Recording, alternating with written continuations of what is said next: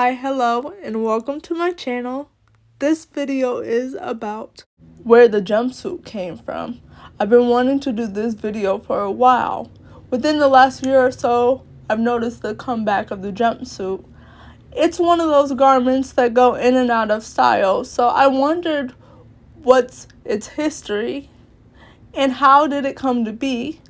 I'm going to tell you about it in this video. It definitely has somewhat of an interesting history. A history that you may have never thought about or considered. I know I hadn't thought about it until I started researching and learning more about this garment.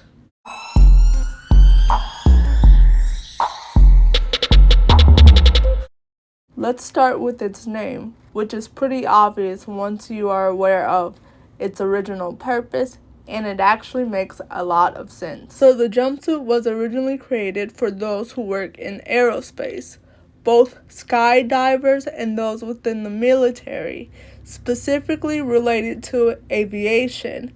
It gets its name for being the garment worn while literally jumping out of an aircraft.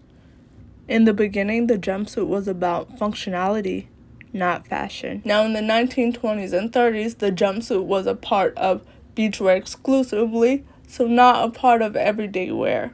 Back then, they called them beach pajamas and often styled them with a floppy hat. So anytime you wear a floppy hat with your jumpsuit, you can thank that time period for that pairing that we still see today.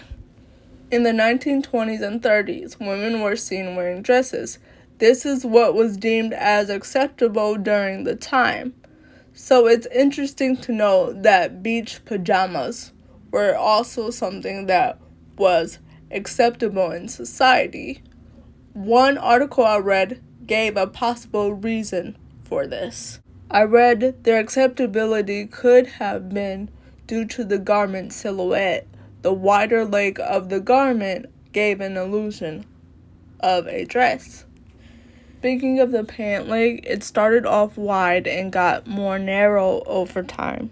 On the graphic here, I put both ways of spelling pajamas, both the American way and the British way, because while doing research, I saw the two different variations in spelling.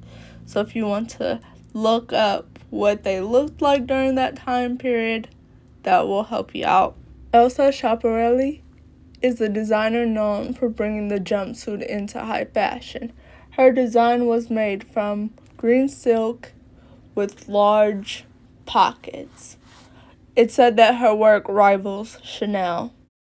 This is at a time when the jumpsuit is still not a part of everyday wear, but it was well received by the fashion industry.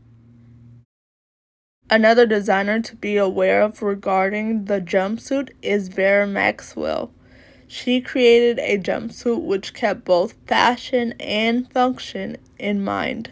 Here's where fashion met function for the jumpsuit. The jumpsuit had dual purposes, one being appealing to the wearer and the other being functional for an industry.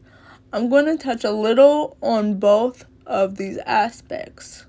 When I said appealing to the wearer, the jumpsuit was specifically made with women in mind, not for military personnel jumping out of planes, but for the everyday working woman. Now, through some research, I was able to find a museum that has a jumpsuit by Maxwell. I put it in the description below. Also down there is a lot of resources that I used in order to make this video. Now I can't talk about function without mentioning Rosie the Riveter. You remember her from history class?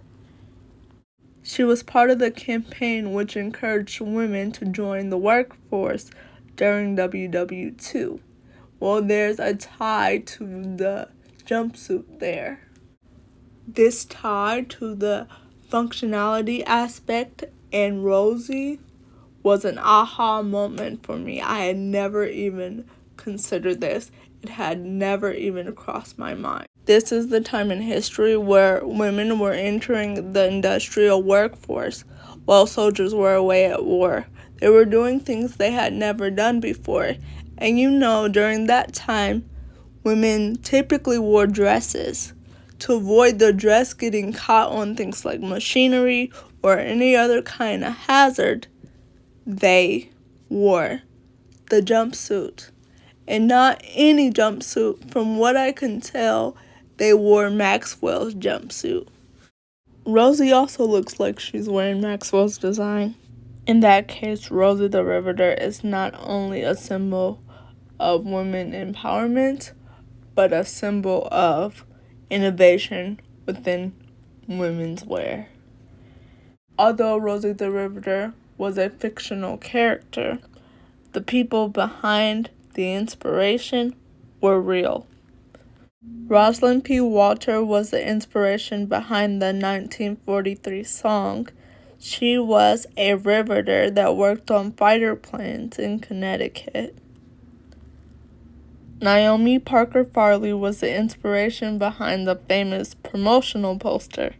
She worked at a naval air station in California, inside a machine shop. Her picture was taken while working, and it became the inspiration behind the artist's drawing for the poster. One of the resources said something shocking about the poster. They said that it was a part of a campaign, and this specific poster was only up for 2 weeks until they used another poster. I was very shocked to learn that something that had a duration of 2 weeks in 1943 is still recognized and well known. In the 50s and 60s, jumpsuits were not a part of everyday wear. From what I can tell, they were used as performance wear for celebrities such as Elvis, pretty much in pop culture only. There must have been a shift in the 70s, because in the 70s and 80s is where you start to see the jumpsuit in everyday wear, starting with it being wider in the 70s with like a flare leg or a palazzo, and in the 80s the pant leg was much more narrow, but both decades styled using a belt. From my own observation, I would say the early to mid 2020s are a nod to the past. Things that I've mentioned, like the flare leg from the 1970s, or like this jumpsuit that is reminiscent of the 1940s. Yes, at times within this decade, jumpsuits are extremely relaxed, but I've also seen where they resemble business wear. So that's an interesting twist within this decade. For example, having a top portion that resembles a suit jacket. The crossover of fashion within different categories and different time periods is fascinating to me. Maybe it's fascinating to you too.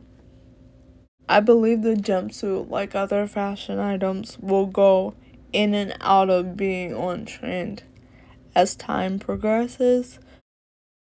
So I don't think it's here to stay, but I don't think it's gone forever.